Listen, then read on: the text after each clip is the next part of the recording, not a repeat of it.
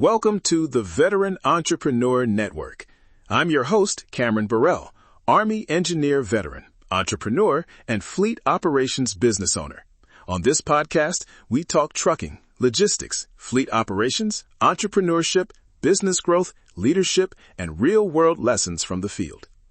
Let's get into today's episode. Picture a yard at first light. Trailers lined up, a single pressure washer idle on the concrete, and a stack of signed contracts you had to turn down because you didn't have the rigs or crew to take them. I've stood in yards like that, and it's a knuckle-tightening feeling.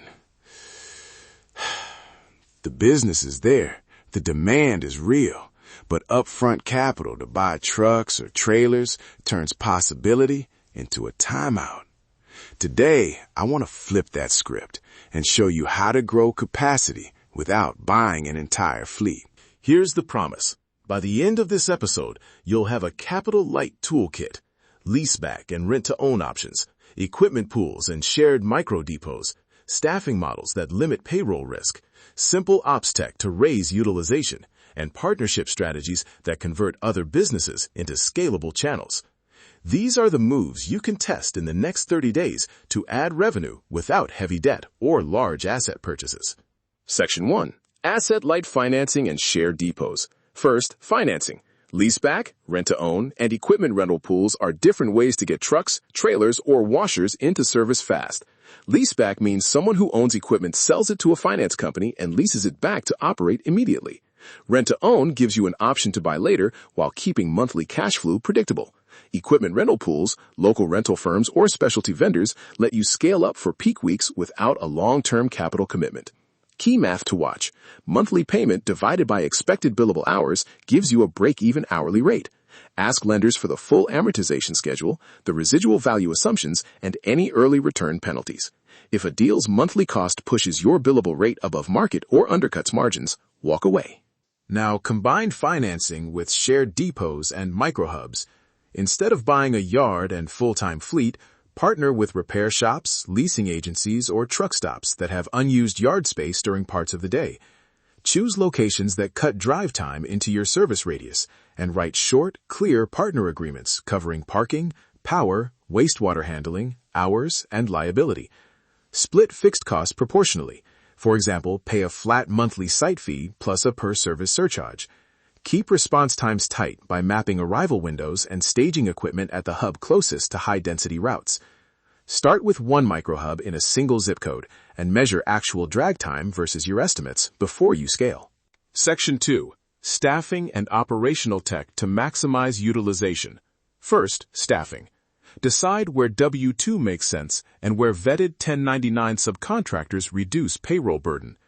W-2 works best for your core team, route leads, quality inspectors, and anyone handling customer billing because it protects IP and service standards. Use 1099s for overflow or single route work, but only after a short vetting process and reference checks. Cultivate reliable subcontractors by offering steady lanes, consistent onboarding, and short competency modules, 30 to 60-minute training videos, and a one-page SOP per task. That way you protect quality without ballooning payroll. Second, the tech and rules that push utilization up. The core idea is simple. More billable time, less deadhead. Start with 3 scheduling rules. Batch nearby jobs into single run windows, reserve a buffer for emergency callouts, and set a minimum utilization target per shift. I aim for 70 to 85% billable time on route assets. Track utilization with a simple spreadsheet. Available hours per day, travel time, setup time, billable service time, and idle time. Apps that support dynamic routing and real-time dispatch make a big difference, but you can test the math with a shared Google Sheet and a calendar before investing. Track KPIs, utilization percentage, average jobs per route, average drive time between sites, and on-time rate. Section 3. Sales partnerships and a 3-step 30-day pilot to prove the model.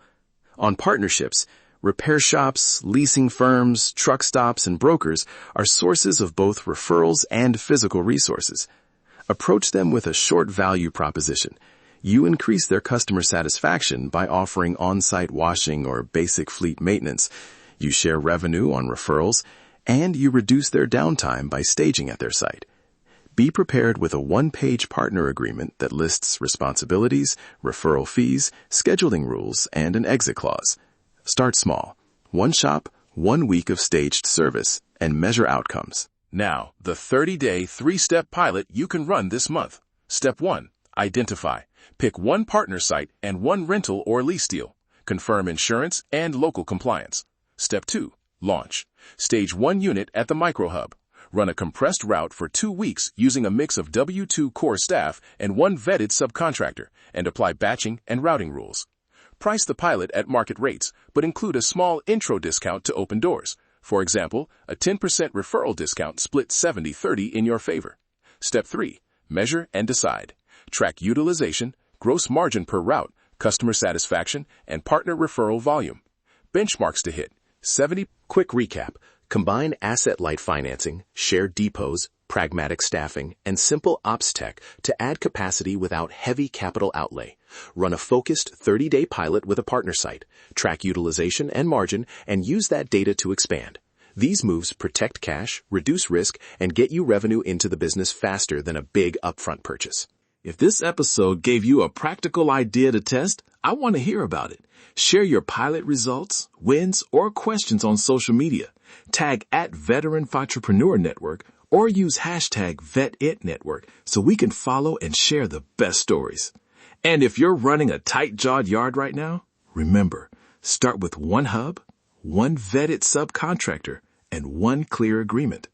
Real-world business, real strategies, real results.